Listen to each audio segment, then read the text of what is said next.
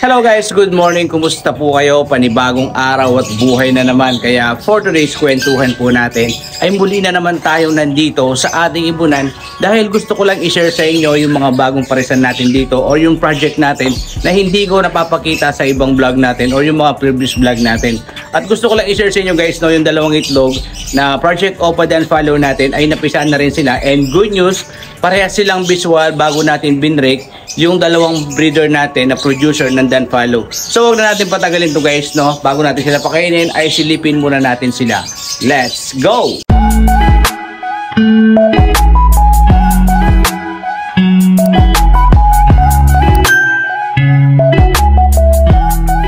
Tulad ng dati guys ay muli na naman po tayong papasok dito sa ating colony. Bago po natin sila pakainin ay gusto ko lang po ulit makipagkwentuhan sa inyo about sa mga ibang project po natin dito na hindi ko na ipapakita madalas sa mga previous vlog po natin. Tulad po ng dati, ayan, nakapagwalis na rin po tayo dito pero hindi pa rin natin sila napapakain. At kung makikita nyo guys, napakaganda ng sikat ng araw sa mga ibon natin. Medyo nahaharangan lang sila ng mga ratilis natin dito kaya talagang hindi dumadirect yung yung sikat ng araw. Pero okay lang yan dahil napaka-importante sa mga ibon natin na masikatan ng araw kada umaga, lalong-lalo na sa kalusugan nila. Anyway guys, no, ito po pala yung gusto kong i-share sa inyo na ibang project natin na hindi ko nga po na ipapakita madalas sa mga previous vlog po natin. Itong cage number 8. So may parisan tayo dito guys na Aqua Opa. Hindi ko lang naisulat itong Opa pero Opa na po siya. B1 split dan yung cock. Tapos itong hen naman is Bio Opa split dan. So ang project po pala natin dito is Aqua B1 Opa Dan Follow, babae tsaka lalaki kasi back to back Opa na po yung parisan natin. Pero B1 lang po yung ilalabas nila kung sakali sana maglabas sila ng pinapangarap natin na ibon. B1 lang po ang ilalabas nila dahil itong Aqua po natin is B1 lang po siya. So dahil B1 lang po siya at yung pares naman po niya is Blue Series lang, so hindi po tayo maglalabas ng dito, ng Bluetooth or yung Aqua Bluetooth kung tawagin po nila. So ito po pala yung mga parisan natin, ayan Blue Series tsaka yung yung Aqua B1 natin na nasa bandang taas. At titignan po natin itong status ng nest box nila. Ayan, kaya gusto kong i-share sa inyo guys kasi sinilip ko po kanina, napakaganda ng senyales ng nesting material nila. Hoping this year is mangingitlog at magbibreed ng maayos itong breeder natin ito or yung project po natin na Aqua B1 Dan Follow, babae at saka lalaki.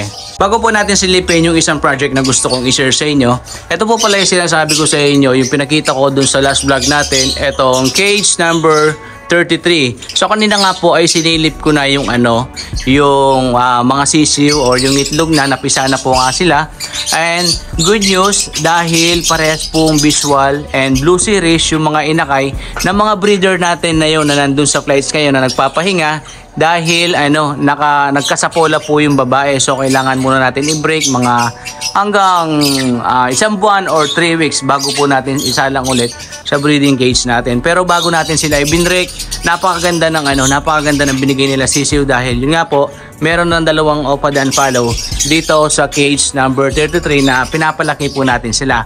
Dito po pala yung breeder natin dito is basal pair po sila. So yung pressure natin ngayon is nandito pa hanggat hindi sila lumalaki at hindi sila bumababa ng ng nest box. Yung mga Dan Follow ay hindi po mawawala yung natin, yung pressure natin sa kanila. Dahil nga po itong pang foster natin is basal pair. Tapos first time din nilang mag-alaga ng mga inakay. Kaya medyo hindi natin maiwasan, nakaka-nervyos. Pero pinagdarasal pa rin natin na sana magaling silang bumuhay. Kagaya ng mga ibang pang foster natin na nandito sa ibang mga cages natin. At ito guys yung yung gusto kong i-share sa inyo dito sa cage number 35 na hindi ko rin madalas na ipapakita sa mga previous vlog natin. Itong cage number 35 po natin. So meron tayong parisan dito na Aqua B2, OPA, Split PF, tapos yung pares naman po niya is Bio OPA PF. So gusto ko nga pong i-share sa inyo dahil napakaganda rin na sinyales ng mga ng mga parisan natin na to, dahil nesting na rin po sila. At the same time yung mga parisan natin is mature na po talaga sila at ready to breed na talaga sila. So ngayon kung makikita nyo nga guys maganda na rin po yung sinyales yung ng nest box nila. Naghahakot na rin po sila ng nesting material at kinukondisyon na rin po natin sila for breeding. Ayun nga po pala yung parisan natin na to. Yan siya guys, medyo focus lang yung camera natin, pero yung nasa bandang taas yun po yung Aqua Bluetooth Split PF po natin, at yung nasa first naman yung pares niya Bio OPA PF. So ang project po pala natin sa mga to is B1 at B2 na. Bakit B1 at B2 na? Kasi yung gamit po natin na Aqua is B2, kahit Blue Series lang po yung itong pares niya is maglalabas na po sila ng B1, B2, OPA, PF na Aqua. Kasi yun nga po, dahil B2 na yung gamit natin na na isang parents dito sa mga breeder natin.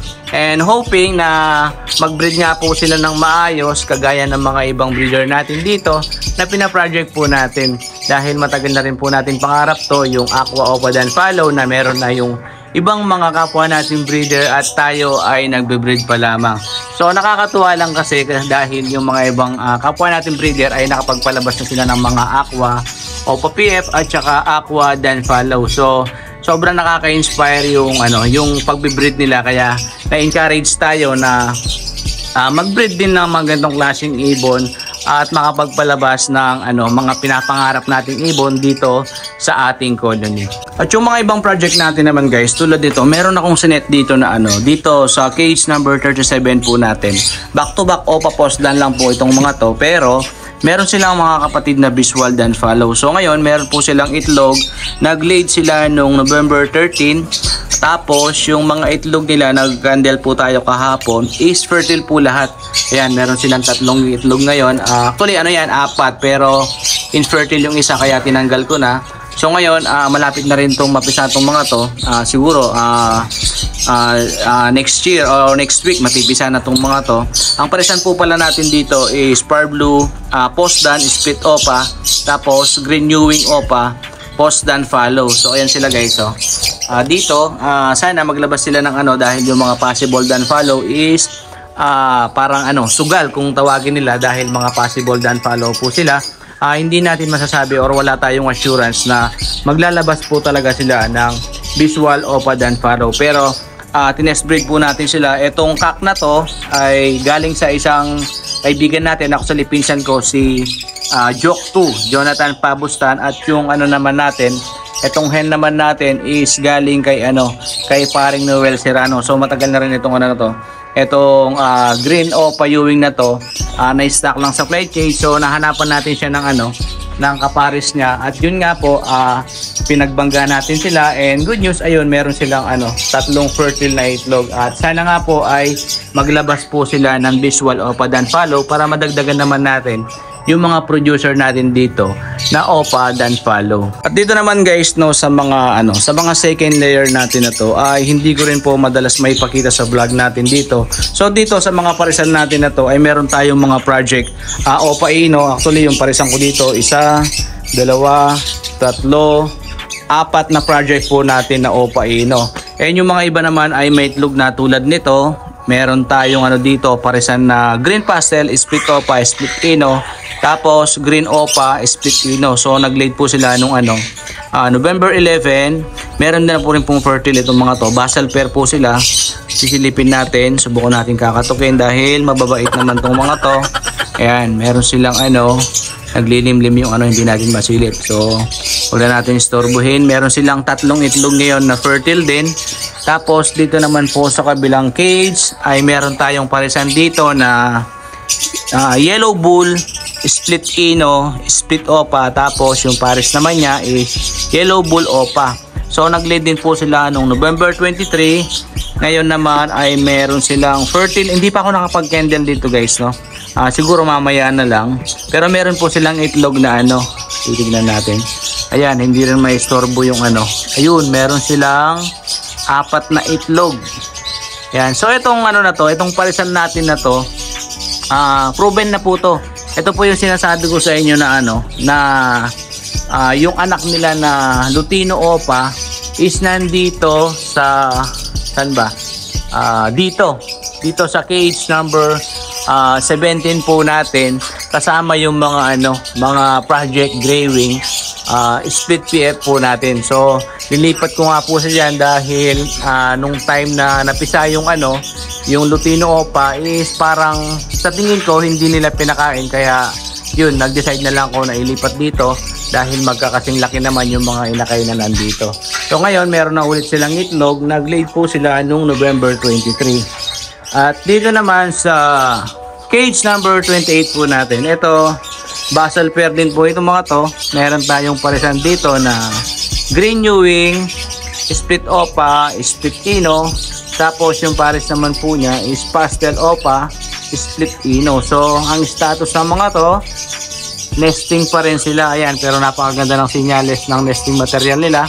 Naka-form na rin po yung ano, yung nest box nila. Hindi na rin po magtatagal itong mga to at magbe-breed na rin po sila. At dito naman sa cage number 31, meron naman tayong parisan dito. Itong ano na to, itong parisan natin na to guys ay proven na rin po itong mga to. Nakapagpalabas na rin tayo ng mga Lutino Opa tsaka ng mga Opa Possible Ino. So sisilipin natin kung meron na ulit silang itlog. Ayan, wala pa.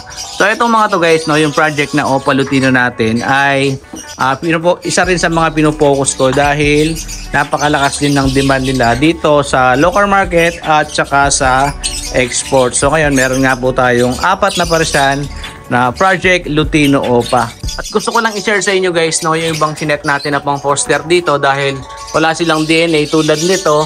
Ang tagal na ng ano, ang tagal nang nakaset nito, hindi sila nag-egg. So nakita ko ng isang araw, ano, kinakasta nila yung ano, yung perch natin. So tig-isa pa sila, yung isa nandito, yung isa nandito.